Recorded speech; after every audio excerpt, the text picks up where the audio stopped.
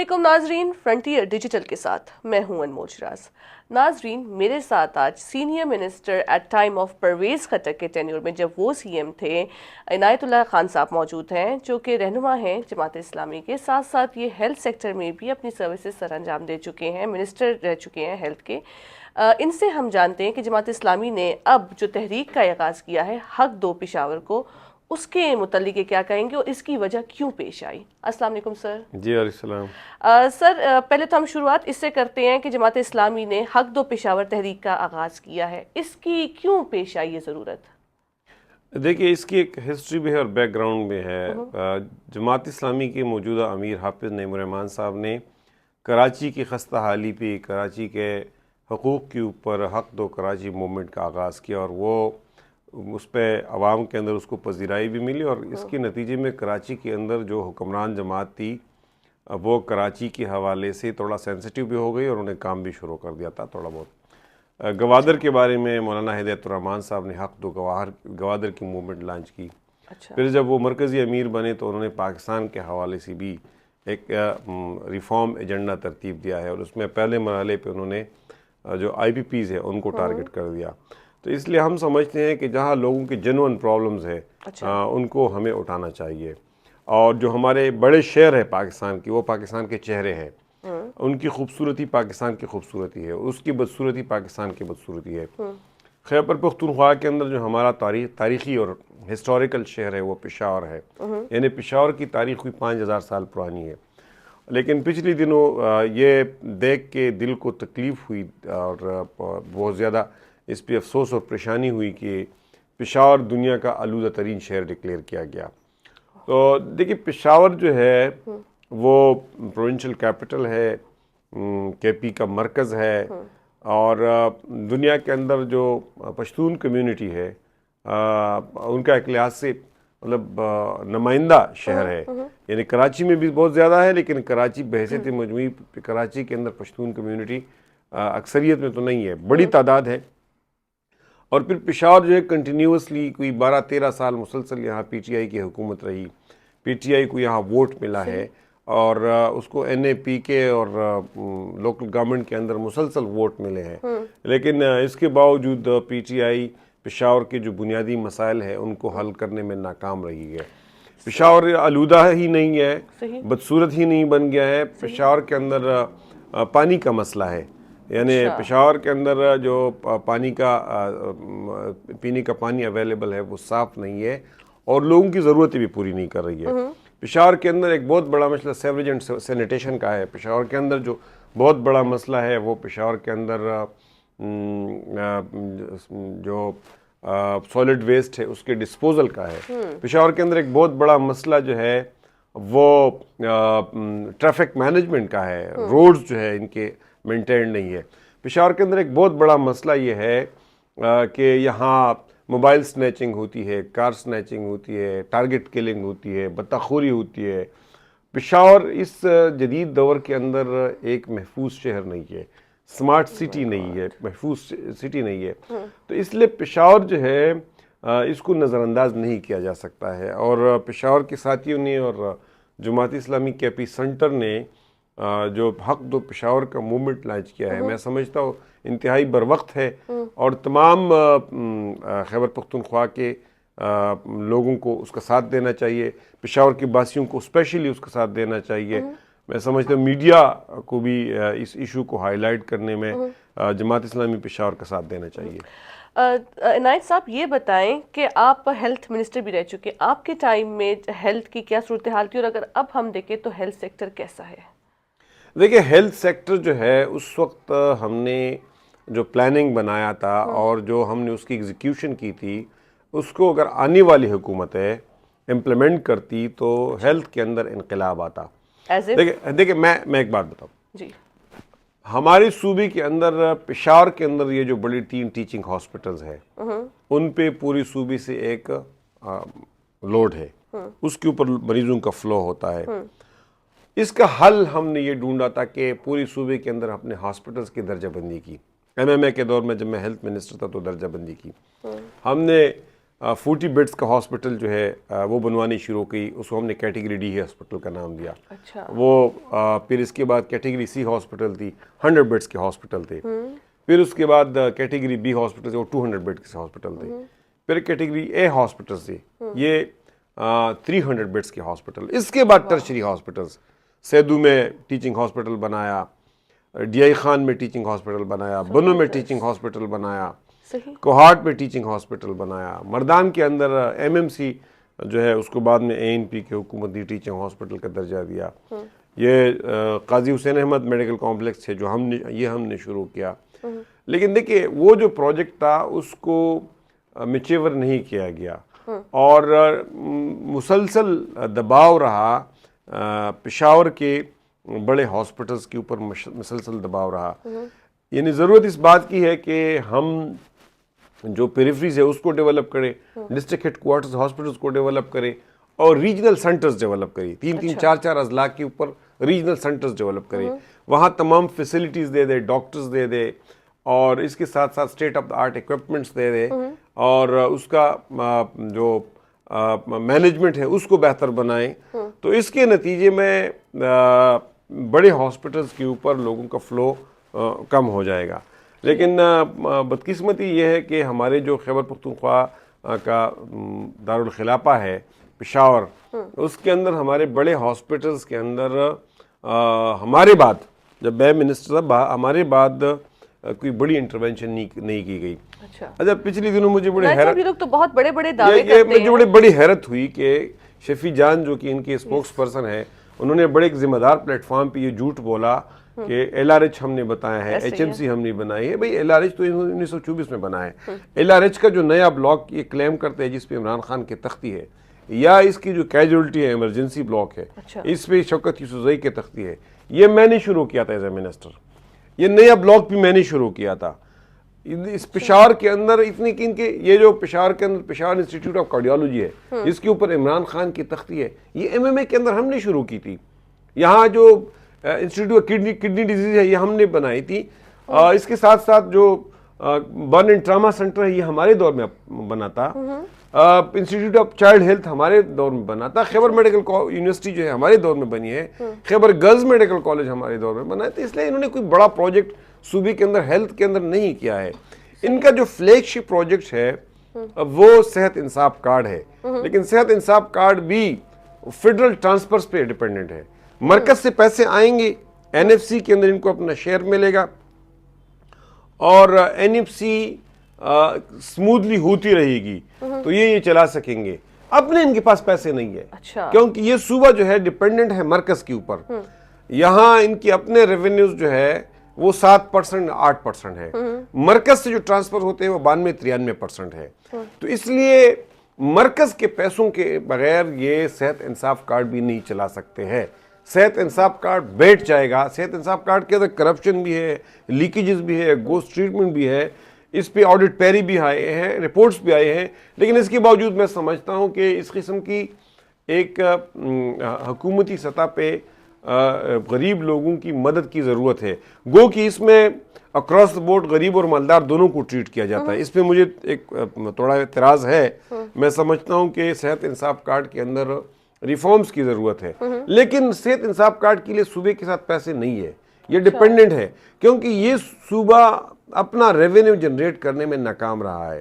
اور 18 امینڈمنٹ کے بعد یہ بات پریزیوم کی گئی تھی کہ صوبے اپنا ریونیو بیس بڑھائیں گے, لیکن خیبر پختونخوا نہ سیلسٹکس اینڈ سروسز کی مد میں, نہ مائنز اینڈ منرلز کی مد میں جو کہ ان کے بہت بڑے پوٹینشیل ہے, ٹورزم ہے, ہائیڈل پاور جنریشن ہے, ان ایریاز کے اندر اپنے ریونیو بیس کو نہیں بڑھا سکے, اس کو ایکسپینڈ نہیں کر سکے, اس لیول پہ ایکسپینڈ نہیں کر سکے کہ جس کے نتیجے میں خیبر پختونخوا کے جو مالی مشکلات ہے وہ ختم ہو.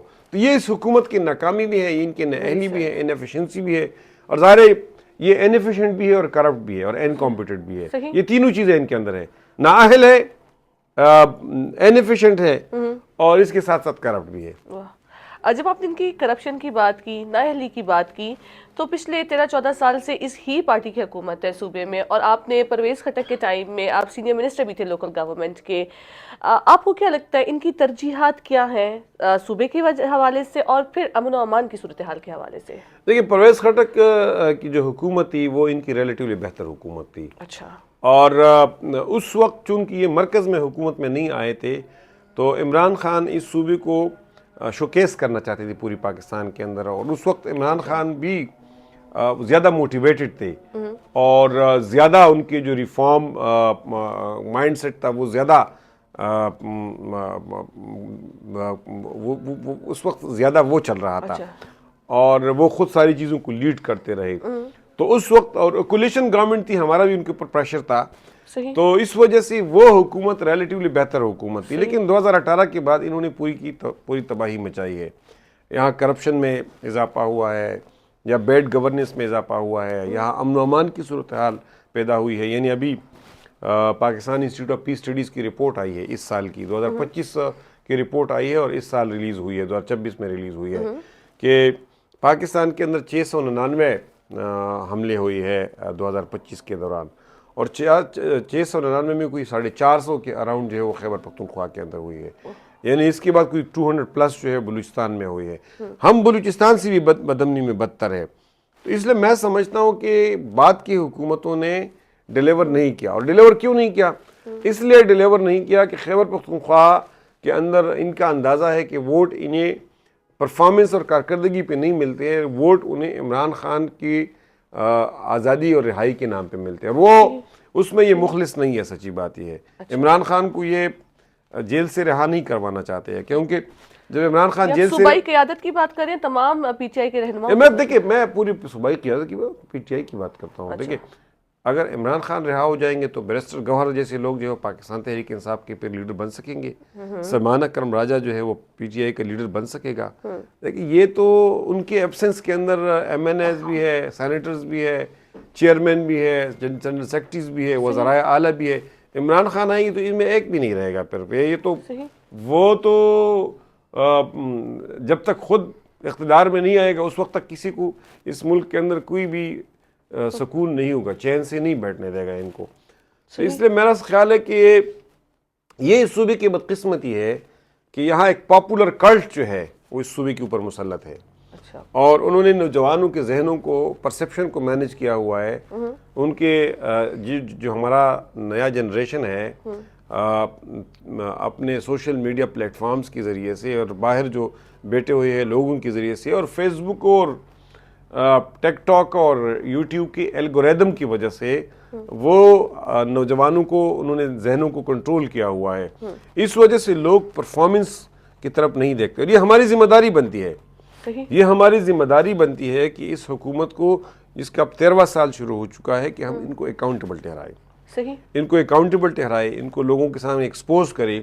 کیونکہ اس وقت خیبر پختونخوا کا کوئی وکیل نہیں ہے، خیبر پختونخوا کا کوئی کیس نہیں لڑ رہا ہے. تو یہ جو حق دو پشاور ہے، یہ جماعت اسلامی بول رہی ہے تو اس وجہ سے بول رہی ہے کہ ہم چاہتے ہیں کہ اس صوبے کا کوئی وکیل تو بنے، کوئی پولیٹیکل پارٹی تو اس کو اون کرے. صحیح. جب آپ یہ بات کریں کہ صوبائی حکومت سیریس نہیں ہے، تو آپ کو کیا لگتا ہے کہ جو صوبائی حکومت اس کی ترجیحات میں کیا شامل ہے؟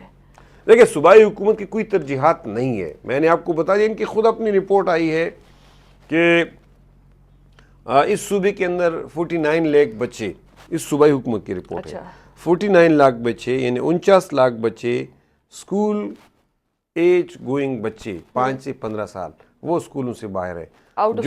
جو کل بچوں کی اس ایج گروپ کے بچوں کی 37% آبادی ہے.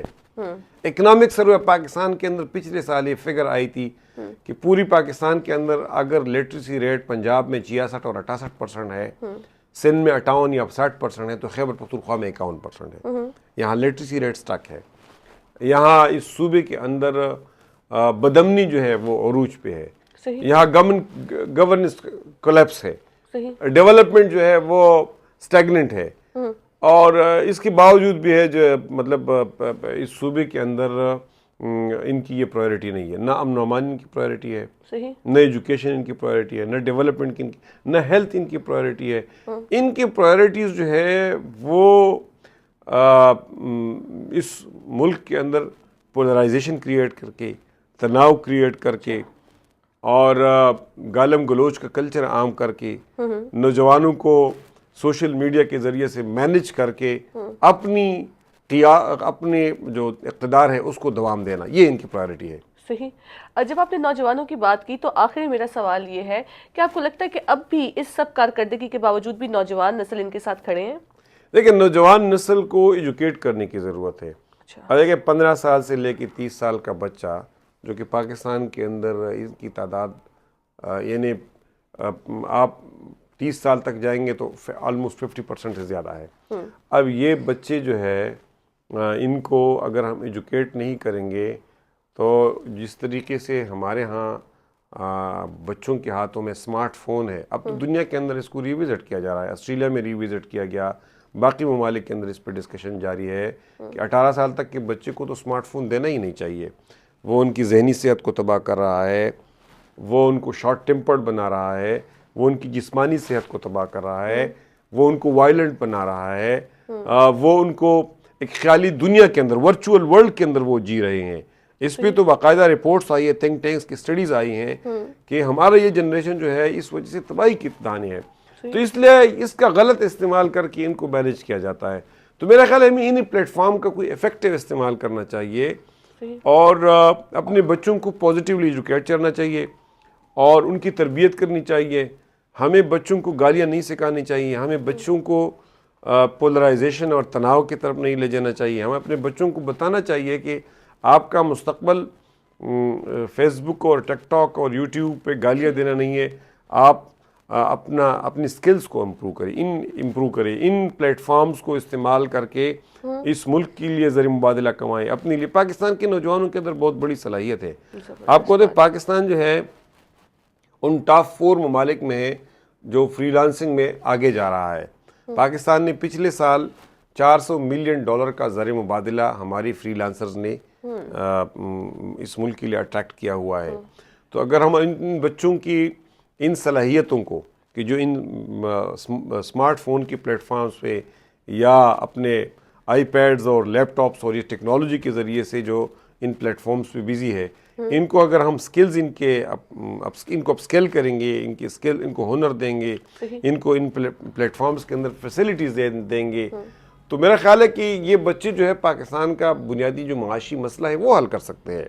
اس لیے ان کو ہم پازیٹیو سائڈ پہ لے جائیں اور ٹیکنالوجی کا استعمال جو ہے وہ فضول چیزوں کی کرنے کے بجائے ٹیکنالوجی کو ہم اپنے فائدے کے لیے استعمال کریں، بجائے کہ ٹیکنالوجی ہمیں ڈرائیو کرے، ہم ٹیکنالوجی کو ڈرائیو کریں.